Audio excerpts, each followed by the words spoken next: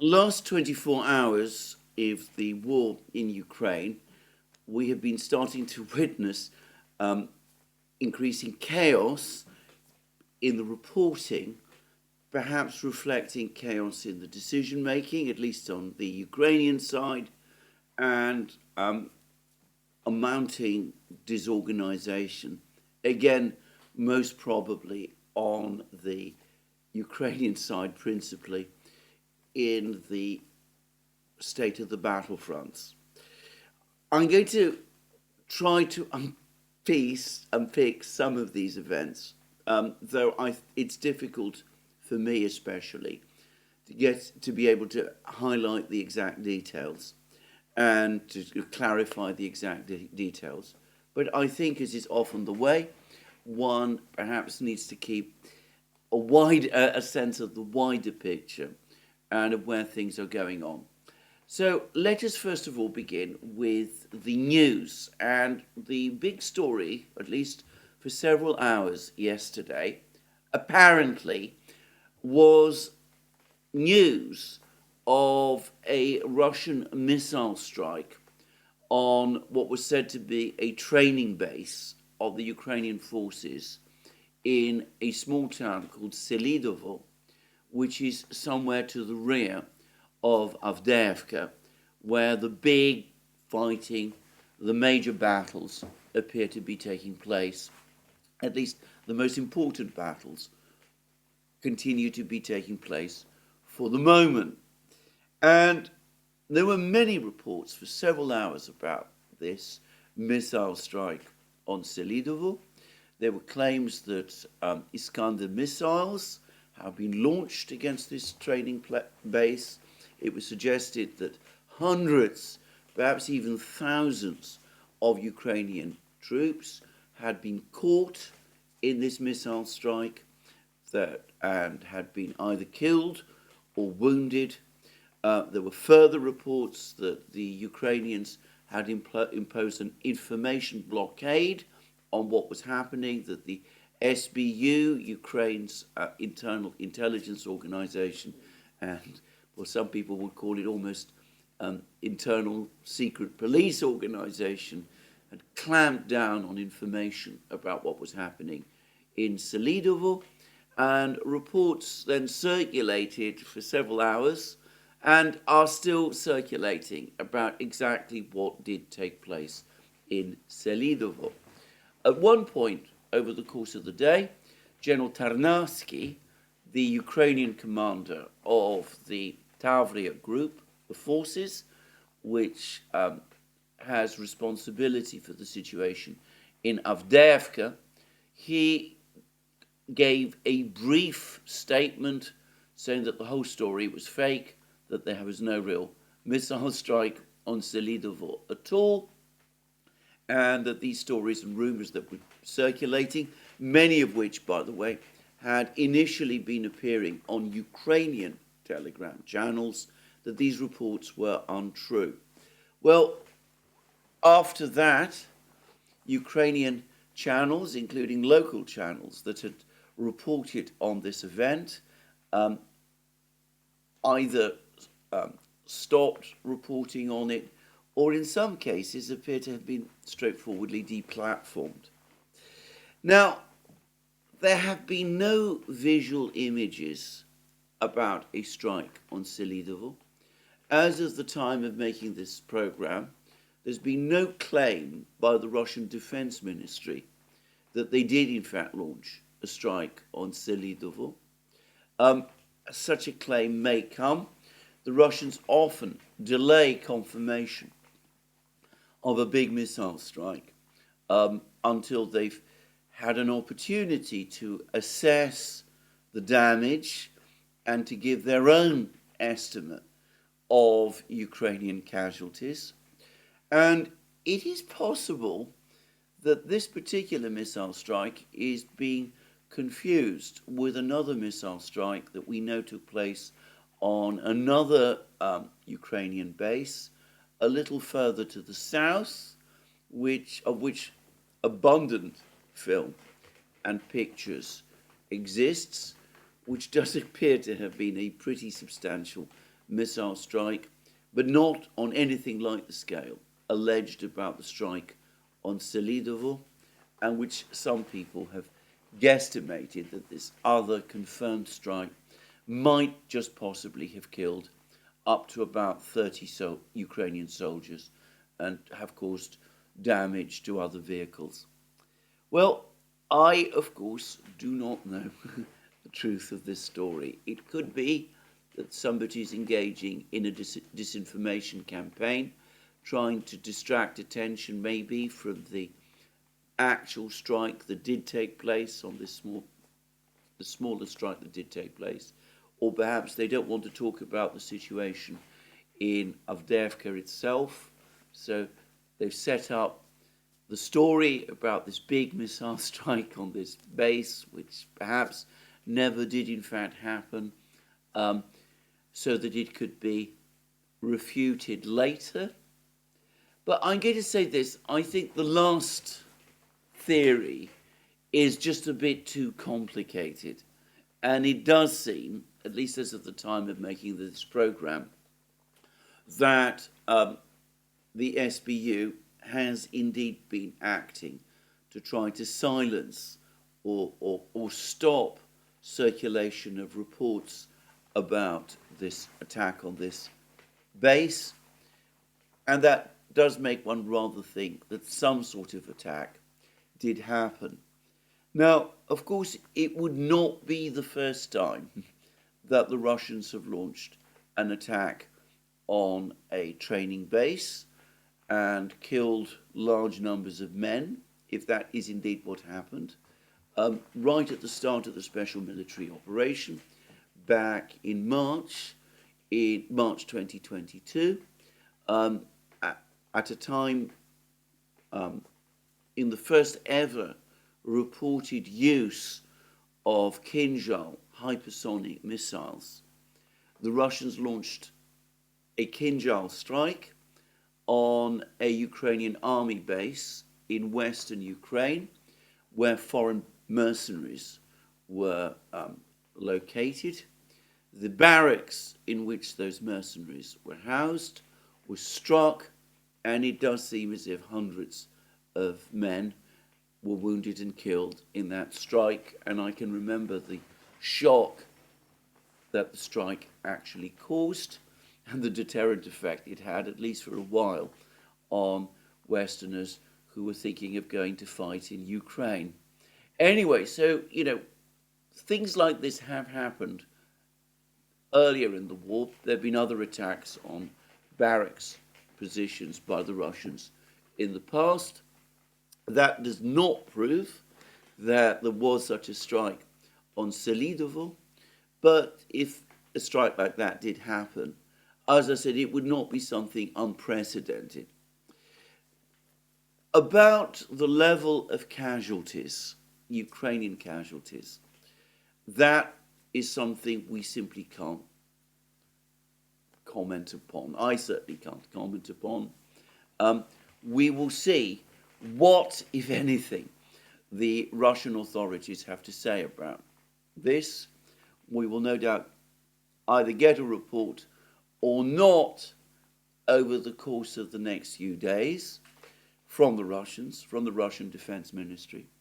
If the Russian Defense Ministry provides no information at all, makes no comment about any attack on Selidovo over the next few days, say within the next week, perhaps by Friday, then I will conclude that General Tarnavsky is probably right and that this story is a fake and that it has been most probably concocted by someone with an agenda of their own, perhaps to draw attention away from the critical situation in Avdeyevka. Anyway, that's what I'm going to say about the attack on Selidovo, if it has really happened. There is another, not so different story, also circulating, and this is a claim that the Ukrainians are busy publishing this morning, and predictably The Western media is running with it. They're not telling us much about what's going on in Avdeyevka. They're not reporting the alleged missile strike on Selidovo. But they are running with this story, which is of another Ukrainian attack on a Russian landing ship, a big Russian landing ship in the Black Sea, with the Ukrainians claiming that this ship has been sunk. And again, this story is being reported as true. And of course, we had this happen a couple of days ago, about 2 weeks ago, with the Ivanets, the Tarantul class Russian missile corvette, which was also supposed to have been sunk by the Ukrainians. And before that, we had it with the claims about the A-50 AWACS aircraft, which had also been supposedly shot down over Zaporozhye region by the Ukrainians. So when things begin to go wrong, the Ukrainians publish claims about these big events. Now, I'm going to say this. I can understand why, if the A-50 AWACS aircraft had been shot down, this is a sensitive and important and complex aircraft, the Russians might not want information about that to be circulating, and they might act to conceal information about this. And having said that, no pictures have ever appeared of debris from this A-50, which was supposedly shot down. It was supposed to have been shot down over the Sea of Azov.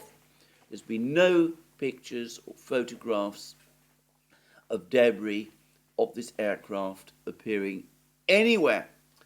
A couple of days later, a Beriev A-50 appeared in Rostov-on-Don, the Russian city, which was the base from which this A-50 aircraft, which was allegedly shot down, well, that was the city where that A-50 was supposedly based. And, of course, Ukrainian reports then claimed that this was the replacement of the A-50 that had allegedly been shot down. As a number of people have pointed out, much more plausibly, the alleged replacement of the A-50, which is supposed to have been shot down, is in fact the entirely intact and fully operational A-50, which was allegedly shot down, but which actually wasn't. So it's not conclusive, but I think the evidence now is very strong that no A-50 was shot down. Now that's the story of the A-50. In terms of the Ivanovets Tarantul class missile corvette and the attack on this landing ship, the Russian Defense Ministry has said nothing about this at all, just as they said nothing at all about the A-50. Now, in the past, when Russian warships have been hit, the Russian Defense Ministry has confirmed that. They provided information themselves. They've usually said that the ships are in the process of being repaired, but they have provided information. It would be a change of policy if, over the last few weeks, the Russian Defense Ministry had decided that they would stop reporting attacks or damage to their surface ships in the Black Sea.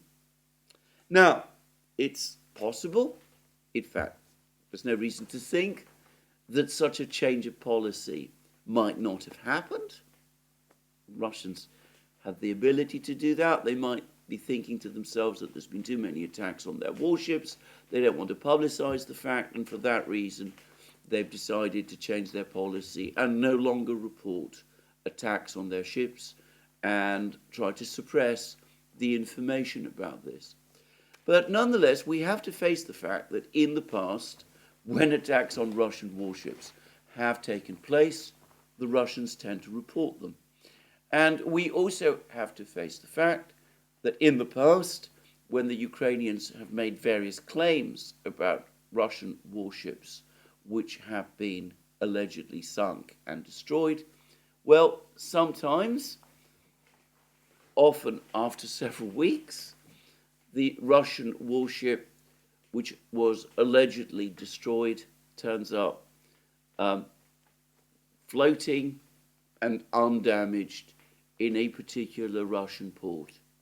Now, this is not to say that the Tarantul-class missile corvette that was supposedly destroyed by the Ukrainians about 2 weeks ago, and this landing ship that the Ukrainians claim to have destroyed today, have not actually been destroyed. I don't know. But again, as with the attack on Selidovo, it's important to say that we're only getting information from one side, and that side has not always been reliable in its claims about Russian warships it says it has sunk. So let's wait and see whether we get more information. I want to just quickly add that if these two warships were indeed sunk, it would be a blow for the Russians. Both warships are old. The Tarantul-class corvettes started entering service with the Soviet Navy back in the 80s. The Russians, in fact, have captured several old Tarantul-class corvettes, and the Ukrainians, per se, especially at the time of the capture of Crimea in 2014.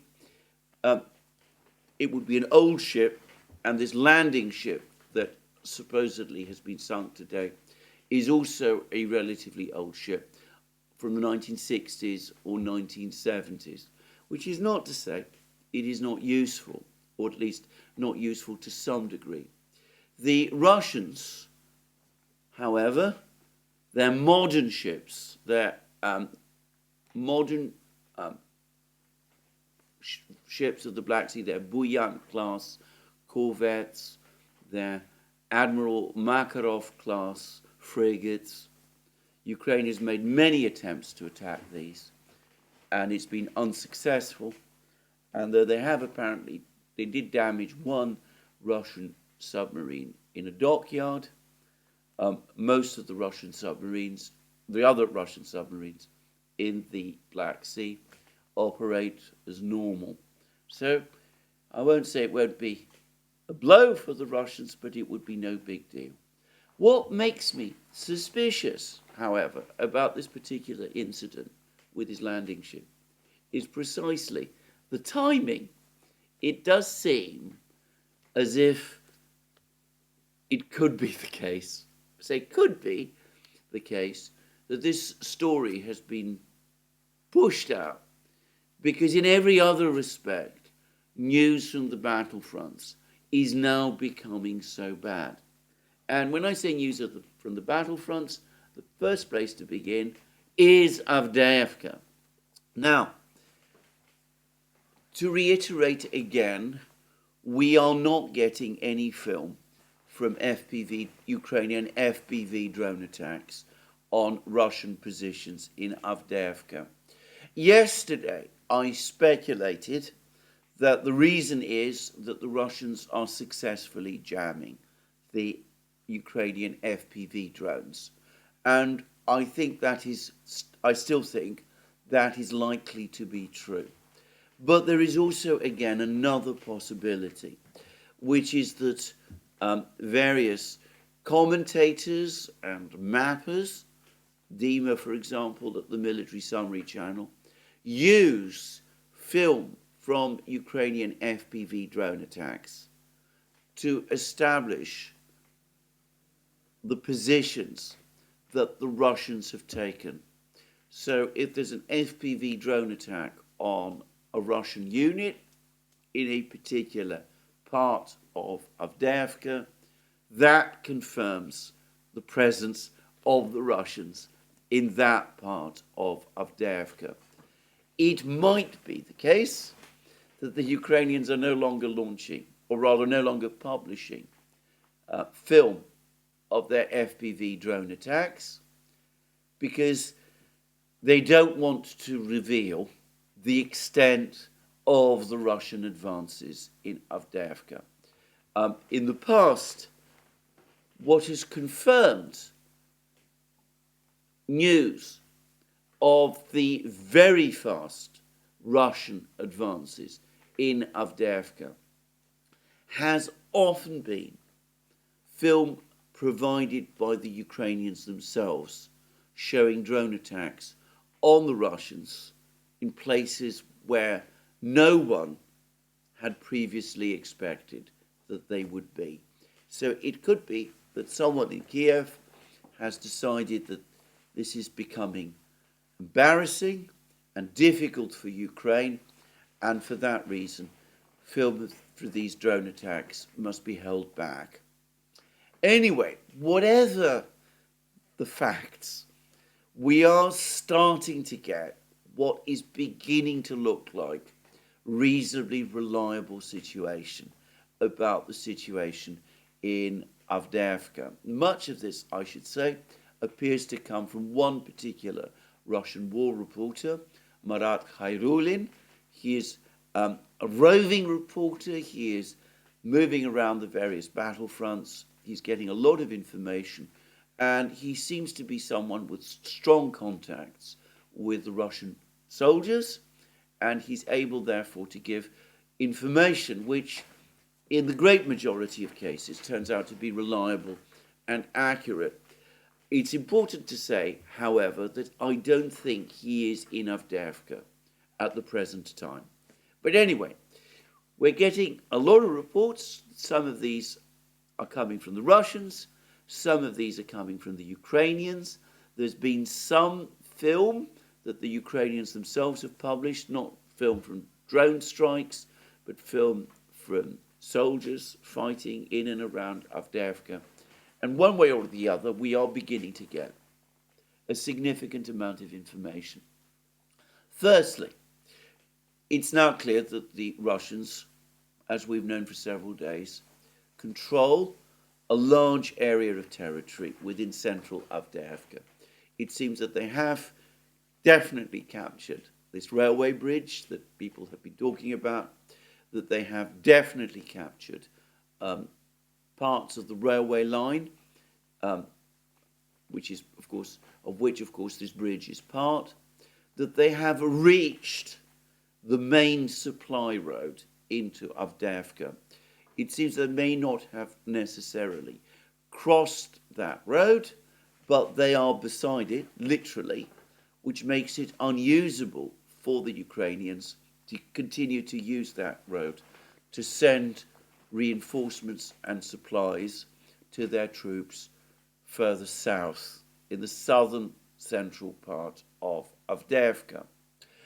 There is also now a gathering consensus amongst the various reporters that the Russians, as I've discussed over the previous two programs, have indeed essentially encircled the Ukrainian troops who remain in the air defense base and in the Cheburasha complex. And there are, in fact, reports today that the Ukrainians are trying to evacuate those troops from these two locations, which are about to fall fully under the control of the Russians. There are also reports that the Russians are pushing across the fields towards the area in Avdeyevka known as Khimik. This is the area of high-rise buildings, which some people also call the citadel. This is the most heavily fortified part of Avdeyevka of all. By the way, it's located south of the Russian wedge, so the troops there are to a great extent cut off. There also seems to be intense Russian bombing and shelling, both of the Ukrainian-controlled areas of Avdeyevka itself and of the roads, the other remaining roads leading into Avdeyevka. There are still usable roads the Ukrainians can use to try to reach Avdeyevka. They're not as well metalled and wide as the road that the Russians have now cut. It's claimed that they are essentially country lanes, so they are usable, but they're usable with difficulty because the Russians are able to send drones and bring down mortar fire on vehicles and men who use these roads. And so we have significant reports of Russian progress around Avdeyevka and of the Russians having, in effect, established a kind of cauldron around both the Ukrainian troops in the air defense base and the Cheburasha complex and the Ukrainian troops in the built-up area of southern central Avdeyevka, between the Russian forces that have consolidated their control in the southern part of Avdeyevka, north of the former fortified position known as the Tsar's Hunting Lodge, and also, of course, the Russian troops to the north.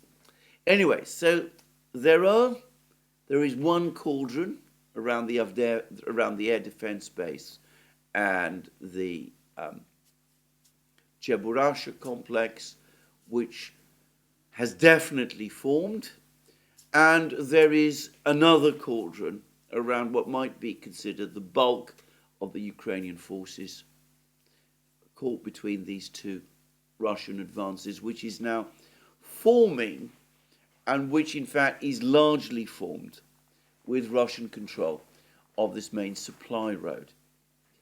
Now, all of this is taking place alongside reports that the Ukrainians are now trying to either redeploy troops to Avdeyevka itself, or might even be withdrawing troops from Avdeyevka, contradicting the claims about a counterattack to try to hold on to Avdeyevka, which we've been hearing over the last couple of days, which are attributed to the plans of President Zelensky and of General Syrsky. And there's even a report circulating that around a third of the Ukrainian troops in Avdeyevka have actually left the town, and there's even reports that they're doing this on their own initiative, that they understand that the cauldron is closing around them and that the situation within Avdeyevka itself has become unbearable, and that they're making their own decisions and are retreating along the country roads and the fields in order to escape the gathering, the closing vice. By the way, if that is so, it would not be the first time. Something very similar happened, as I recall, during the battles for Severodonetsk and Lysychansk. After Severodonetsk fell, the Russians began an operation in the neighboring town of Lysychansk. The Ukrainians tried to resist in Lysychansk. There were demands from President Zelensky at that time that Lysychansk had to hold. It became increasingly clear that the defense of Lysychansk was unsustainable, and also that if attempts were made to hold it indefinitely, the Ukrainian troops in Lysychansk would become completely cut off, and beyond a certain point, Ukrainian troops started to leave Lysychansk across the open fields on their own initiative, and then what became a trickle turned into a flood, and eventually President Zelensky and his generals, Generals Syrsky and Zaluzhny, of course, still being at that point the overall commander. Anyway, they decided that they needed to gain control of the situation, and they authorized a retreat which in effect had already begun. I remember the whole episode very clearly. So it would not be, again, completely unprecedented if something like that was starting to happen in Avdeyevka itself. However, it's important to stress again that I have seen these claims circulating. For the moment, they appear to be principally supposition. It is correct that officials of the 110th Brigade, the main force defending Avdeyevka over the last few months, and which has been most heavily pressed in the fighting, are now saying that some of their troops have been withdrawn and are being rotated and replaced by new and fresh reinforcements. That could be a sign that some kind of general retreat was underway, or it could indeed be a sign of a genuine rotation. They're not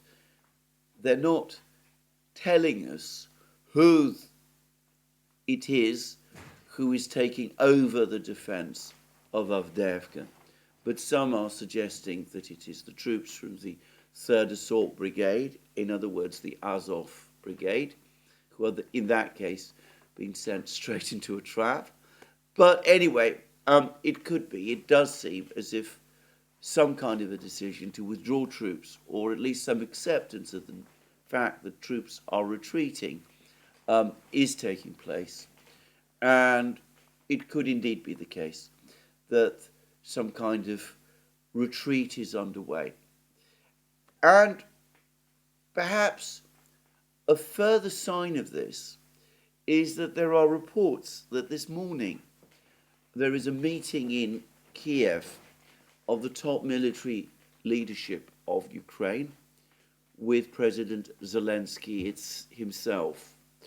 And there are speculations that the Ukrainian military leadership, including, of course, the new commander, General Syrsky, are going to tell Zelensky that the situation in Avdeyevka is unsustainable, and that there has to be, therefore, a decision to evacuate the remaining troops from the town, whilst it is feasible for such an evacuation to take place. So that's basically the news from Avdeyevka. Going back to the missile strike, the alleged missile strike on Selidovo, I should say that most of the claims about that missile strike also claim that the unit that got caught up in it is indeed the 3rd Assault Brigade, in other words, the Azov Brigade, and that the Russians clearly have been tracking its movements, and perhaps they've obtained intelligence, perhaps they have spies in the area who are able to tell them where these troops were being concentrated, and that was why they carried out the missile strike that they did. But anyway, the whole situation looks chaotic and disorganized. Fighting seems to be taking place right across Avdeyevka. And I have to say that I see no sign for the moment that an actual counterattack like the one we were hearing about from the Ukrainians is in fact being mounted. In fact, all the reports continue to speak of further Russian advances in and around the town. And, well, as I said, the reports, for what they're worth, speak of Ukrainian troops withdrawing rather than attacking. Now, if there is a withdrawal of Ukrainian troops from Avdeyevka, then of course the town will fall to the Russians. The Russians will have won an important victory. It will be the 3rd victory in a row, actually the 4th victory in a row, that they have won over the course of the last 12 months. The first was Bakhmut. Well, actually, the first was Solidar, thinking about it. Solidar, Bakhmut, the defeat of Ukraine's summer offensive, Marinka, and now Avdeyevka. A string, and a significant string, of Russian victories. But nonetheless, it would obviously be the correct decision. Valterson has been, in my opinion, the best person to explain all of this. He's explained the enormously heavy losses the Ukrainians would suffer if they did indeed try to defend Avdeyevka, the way it would become a meat grinder all over again, as I discussed in my program yesterday. The priority for the Ukrainians is surely to avoid something like that happening, given the acknowledged personnel shortages within their army. And the right thing to do would, of course, be to abandon Avdeyevka. Of course, there are already the claims that this place has no strategic significance, that it's a purely symbolic victory for the Russians. I've already made my own skepticism about that entirely clear. It would be, in my opinion, a very important position, Ukrainian position, which the Russians would have captured. But anyway, we will have to get further we'll have to get further information, and we will see what is going on. Now, as well as the major problems that there are in Avdeyevka, there are also reports that General Syrsky and the Ukrainian Defense Minister, Rustem Umerov, yesterday visited the town of Kramatorsk in northwestern Donetsk region. Kramatorsk forms a part of the Slavyansk-Kramatorsk conurbation. It's perhaps the single most important town alongside Slavyansk that Ukraine still controls in Donbass. If they lose this conurbation, then it seems to me the battle for Donbass is essentially ended. But anyway, they rushed to Kramatorsk. And it's again not entirely difficult to see why they've gone there, because the situation around the Slavyansk-Kramatorsk conurbation is becoming especially difficult as well. And the main news, and it's entirely bad news for Ukraine, is coming once again from the Bakhmut area. It is now apparently confirmed that the Russians have indeed captured the Popovka forest and the new cemetery and another area called the Dachas, which is located to the west of Bakhmut. And it is also apparently confirmed that the Russians are now attacking Ivanivska, the village the Russians call Krasnoye, which is located to the southwest of Bakhmut. But over the last couple of hours, we've also had information from Marat Khairulin, which has since been corroborated by apparently the Russian military units in the area and to some extent by the Ukrainians, that the Russians have also managed to sweep across a significant area of territory and have actually entered Chasiv Yar, or at least that part of Chasiv Yar, which lies to the east of the Chasiv Yar Canal. And apparently there's fighting going on in this built-up area. The Russians already control several buildings there, and it's looking as if the situation in Chasiv Yar, this place which we have been told is a heavily fortified position on an elevated piece of ground. Anyway, it looks as if the Russians have actually begun storming it, even before they've completed the capture of Bogdanovka, somewhat to the northeast, and before they've captured Ivanivska. And one does get a sense again that very, very powerful Russian forces are being committed to this battle. I say powerful in relation to the Ukrainian forces.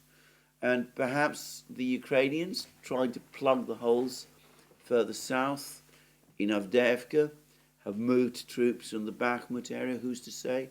Or perhaps they've been forced to send troops to the Liman area, just to the north, again, who's to say? But it could be that the Ukrainian forces in the Bakhmut area, already exhausted by, well, a year and a half of intense fighting in this area and very murderous fighting. Anyway, it could be that the Ukrainian forces are exhausted and disorganized and under strength and suffering acutely from shell famine. And of course, the Russians are bombing the Ukrainians intensively in this area as well. And anyway, the long and the short of it is that it looks as if the Russians are making very significant progress in the Bakhmut area and are now significantly closer to capturing not just Ivanivska and Bogdanovka, but conceivably even Chasov Yar itself. The fall of Chasov Yar would open the way for the Russians to move across the canal further west towards the small town of Konstantinovka, which I remember during the Battle of Bakhmut last year was where the Ukrainians, where General Syrsky had his headquarters as he was trying to defend Bakhmut. And of course, if Konstantinovka falls, the next place beyond that is Kramatorsk. And the Russians have also been making further advances, apparently in the Liman area. Again, it's difficult to get precise information, but they have been making significant advances, it seems, and the Ukrainians have been suffering very heavy losses there. And the Russians have also been pressing hard in the Kupiansk area, and I saw a report yesterday on Slavyangrad that they now control roughly half of the village of Sinkovka, and that the Ukrainians might be in the process of losing control, finally, of that village. Now, of course, if the Russians reach the Zherebets River in the Liman area and then cross it and advance towards Liman itself, and conceivably even retake that town, and if the Russians manage to capture Kupiansk and cross the Oskol River and push on towards Izium, then of course the position of the Ukrainian forces defending Slavyansk and Kramat from the north would become extremely difficult, and with the Russians advancing from the south, from Bakhmut through Chasov Yar to Konstantinovka, Kramatorsk, and the Russians conceivably advancing from the north, from Kupiansk to Izium to Liman to Slavyansk, well, one can see why a crisis might be developing and why people like Umerov and Syrsky are worried about the situation and are rushing to try and establish control. Well, I say all of this, as I said, it's a confusing picture, but one gets, again, a clear sense that the situation is crumbling. And there are a number of further indicators that this might indeed be the case.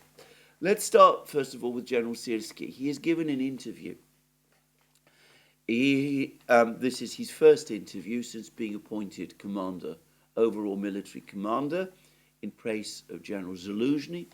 He said that the situation is very difficult along the entire front line. He said that the Russians are advancing all along the front line. He said a lot of other things, things that are obviously intended to cast a more positive spin on the situation.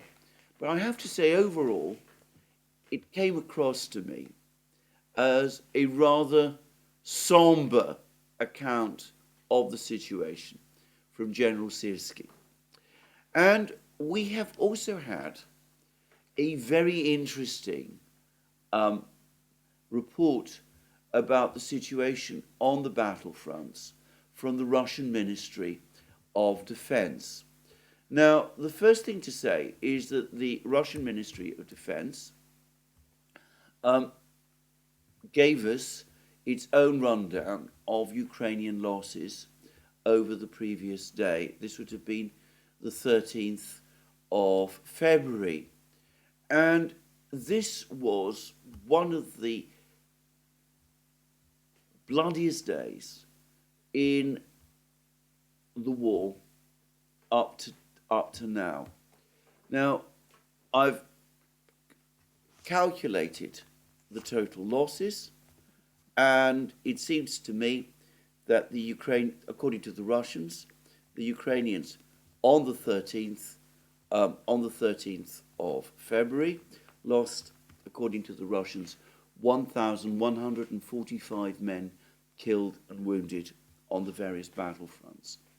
Now, that's more than 1,000 men, and that doesn't include the fighting in Avdeyevka, which the Russians are still not discussing in their daily military updates.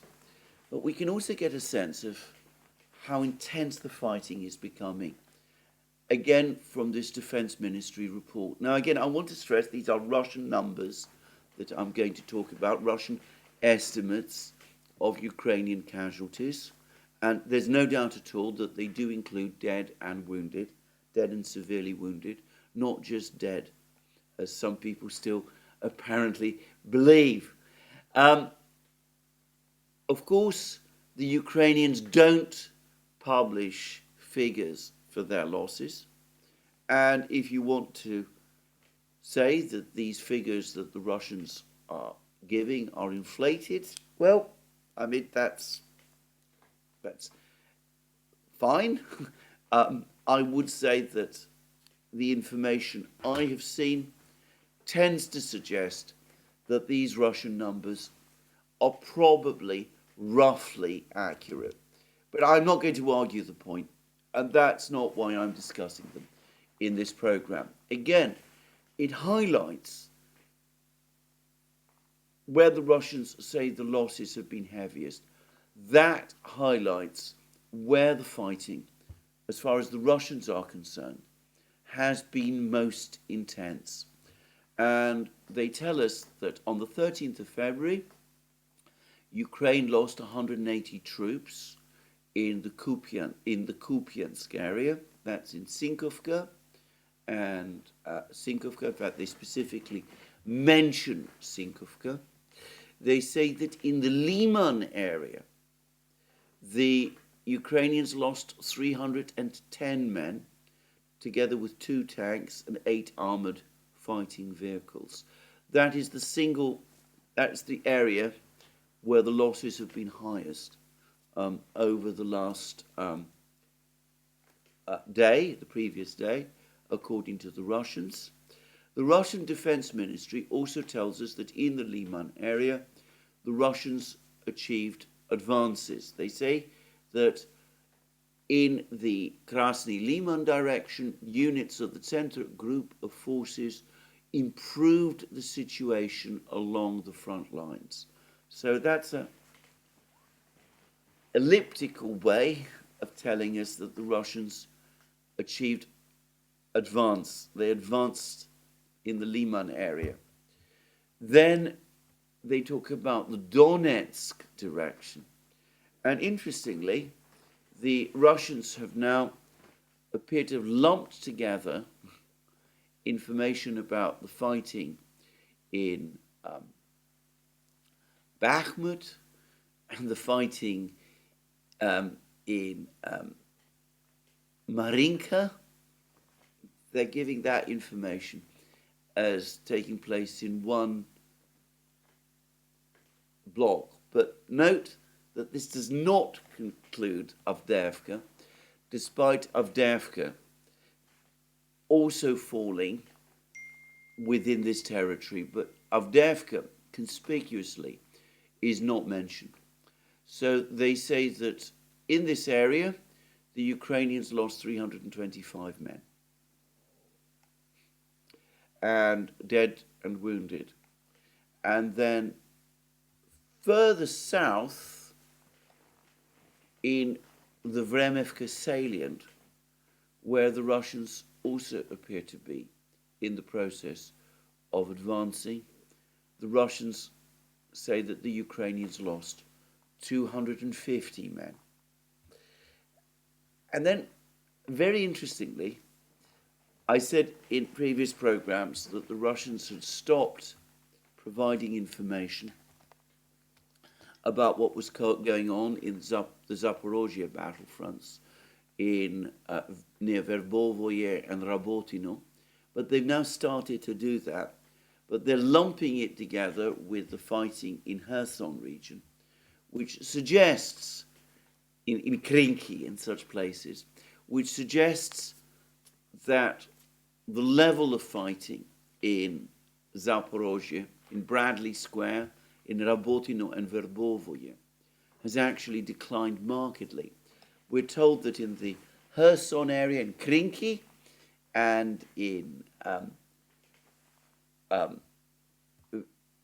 the area of Rabotino and Verbovoye, there the Ukrainians lost only 80 men. So we see that the Russians claim that the Ukrainians lost well over 1,000 men yesterday, dead and wounded. That does not include Avdeyevka. And fighting appears to be taking place all across the battlefronts, though the situation is now quietest on the southern front lines, which the Ukrainians appear to be in the process of abandoning. And I say that we've actually had an interesting comment about the situation in the Rabotino, Verbovoye area from our old friend Vladimir Rogov, who, as I've said, is an official in the Zaporozhye regional government of the Russian-controlled area of Zaporozhye. He says that Russian forces have seized 3 strongholds of the Ukrainian military near Verbovoye. The intensity of combat operations is different from what it was in the summer. Now gunfights are taking place at a relatively close distance in that area, involving small arms and mortars.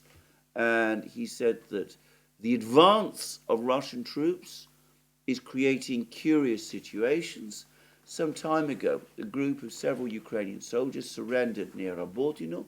They were sent to their positions on a rotation basis and came to their stronghold, which turned out to be in the grey zone between the neighbouring stronghold, which had already been captured by our troops. And rather than put themselves in what would have clearly have been an undefendable situation, they seem to have surrendered en masse. So we can see that the Russians are advancing in Rabotino and Verbovoye. There appears to be only relatively light Ukrainian opposition, because most of the Ukrainian troops have withdrawn, and the fighting here is carried out mostly with small arms. It's not big tank advances or anything like that. It does seem that 2 Mi-24 helicopter gunships, Ukrainian helicopter gunships, were, however, destroyed by the Russians in this area as well. But it's looking as if the Ukrainians have decided to withdraw their forces, or at least are in the process of withdrawing most of their forces from this area. And of course, we don't yet know quite where they're going. So, a complex situation on the battlefronts, not an easy one to understand entirely, but the overall picture is of a crumbling of Ukrainian defenses all along the front lines, and of Ukrainian commanders, General Syrsky, other Ukrainian military leaders, General Tarnavsky, President Zelensky himself, trying to find out what is going on and trying to take control, even as their forces start to crumble along the front lines. Now, that leads me to an exceptionally interesting and insightful article which has just appeared on Naked Capitalism by the exceptional Eve Smith, one of the most insightful and astute commentators about the Ukrainian war that I know. And she discusses in this article what might happen next, the situation on the battlefronts, what it is that the Ukrainians, in this very bad situation that they are in, might do, but importantly, also what the Russians in this incredibly bad situation for the Ukrainians might also do. And I'm going to read extracts of this article. You can find it on Naked Capitalism. I'm not going to read it all, but I think it is one of the most interesting articles that appear. And it says that Ukraine now resembles a patient with a terminal disease who is starting to exhibit multi-organ failure. His longevity is still uncertain, but is measured in months, not years. It's not obvious which system will go first and whether that one by itself will be fatal or will kick off the terminal cascade. But the odds of pulling out of the current trajectory are poor. And then she discusses what the Russians might do in this situation. And she makes the point that the Russians may have a fundamental problem. It has arguably been Putin's top objective, certainly with the respect to the US and Europe, to come up with a new security architecture. That was the theme of his much-hated speech at the Munich Security Conference in 2007. No one is safe until all of us are safe. And Eve Smith, that's absolutely correct. That has always been Putin's priority. I can remember that in the autumn of 2021, he addressed the Collegium of the Russian Foreign Ministry, the top people in the Russian Foreign Ministry. He said that the overriding need was to achieve security on Russia's western borders, that failing to do so was impeding Russia's economic and social development, and that his preferred way of doing that was by coming to some kind of long-term understanding with the Western powers. It's the most important speech of Putin's, and one which hardly anybody references nowadays. But anyway, I remember him saying all of that, and I remember him commenting upon the fact that many of the people that he was addressing from the foreign ministry were smiling as he was talking about the need for an understanding with the Americans, that they knew that no such understanding would come, but Putin was saying, well, let us at least try. And It's also true that as part of Putin's need to try to sort out these problems on Russia's western borders, he needed to resolve the situation in Ukraine, which it is clear was already deteriorating. In 2021, President Zelensky had signed off on a change in Ukrainian military doctrine, which appeared to authorize Ukraine to use military means to bring Donbass and Crimea back under Ukrainian control. And of course, there was a build-up of Ukrainian forces in Donbass, and all the indications were that the Ukrainians were going to launch an attack upon Donbass. And the Russians have at great length explained that the Ukrainian shelling of Donbass in February 2022, which they interpreted as preparatory to a Ukrainian attack on Donbass, well, that was one of their reasons, in fact, the key, single most important reason for their decision to first recognize the independence of the Donbass republics and then to launch the special military operation. So you can see the sort of build-up that we are talking about, but it's important to remember again that Putin was talking about the need to secure, finally, Russia's western borders so as to allow Russia unimpeded space for its economic and social development, and to do so by agreeing to changes to the security architecture in Europe. And Eve Smith correctly says that Russia is very far along with one of its key aims, demilitarizing Ukraine, by virtue of not only depleting weapon stocks across the West and producing armaments at a rate the West cannot match, but sadly also by killing or maiming many of Ukraine's service-age men and now even women. And that is distressingly true.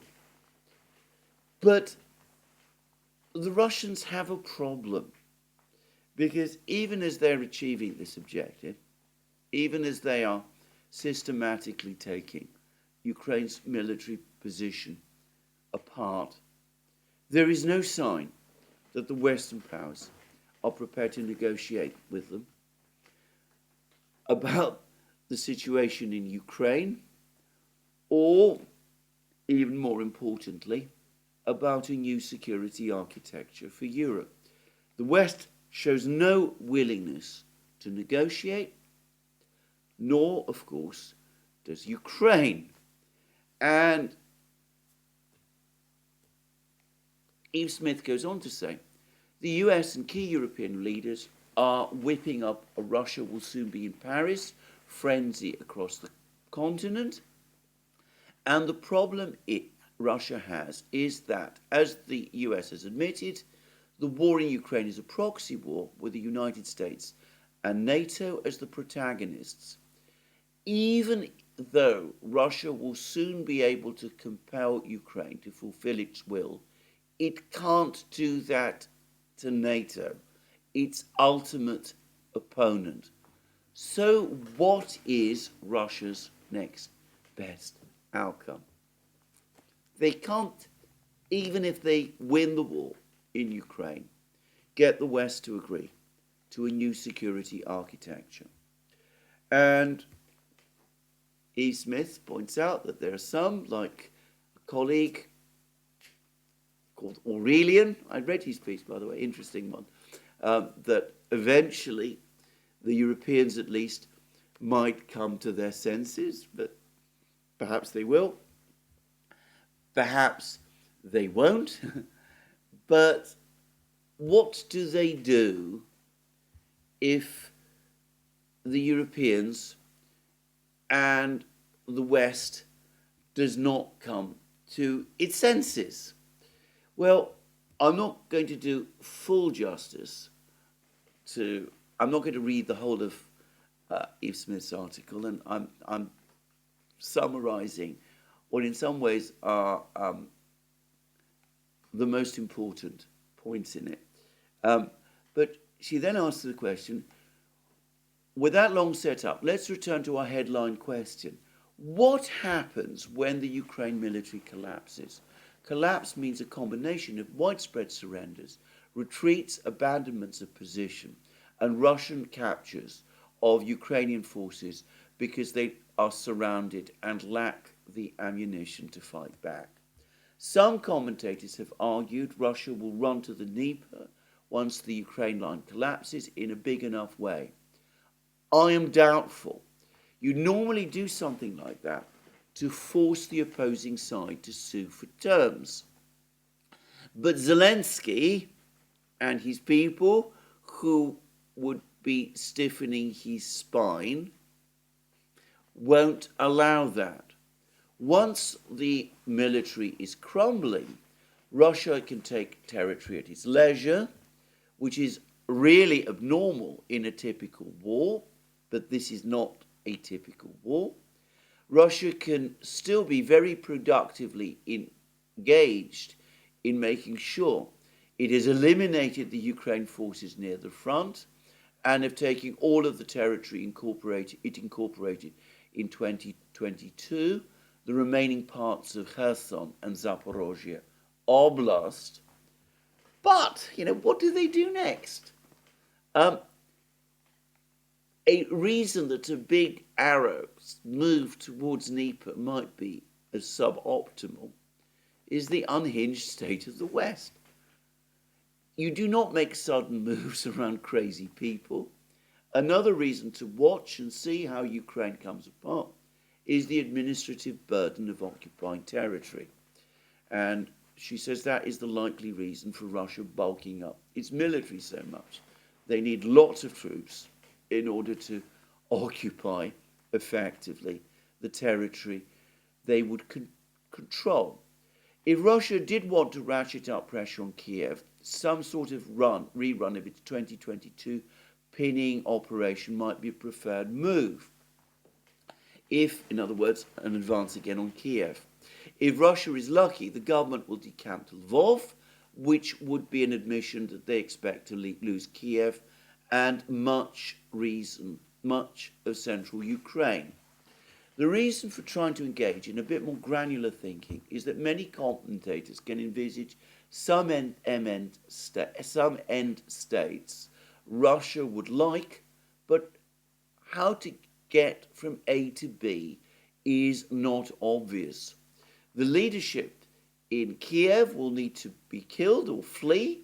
They are not likely to stay at their posts and have Russia impose terms. That begs the question of what Russia does in the way of government of Ukraine, particularly if it is not keen about occupying or administering Western Ukraine. And Eve Smith makes the point that the Russians are very patient and Putin is very cautious, and the Russians will observe the pace of collapse and what is happening in Ukraine's civil society, and they know that absorbing a country as large as Ukraine and administering it might not be a straightforward thing to do. So perhaps their best move, in light of the increasing uncertainties and the complete refusal both of the West and of Ukraine to negotiate a solution to the conflict, is to move very slowly, very gradually, very patiently, absorbing whatever territory they feel they can, in effect, control without too much expenditure of resources, and waiting to see what comes. And it's important to say that if I understand Eve Smith. She's not completely excluding a further advance westwards by the Russians, but it's one that they might choose to undertake only in an extremely cautious and incremental way, and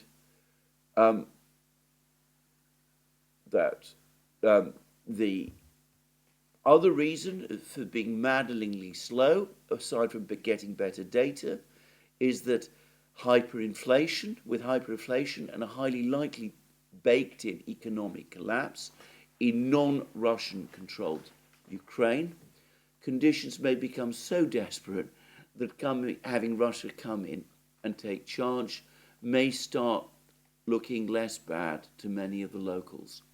Again, the longer Russia hangs back and lets more of Ukraine drift into failed state territory, the more this dynamic has the potential to kick in.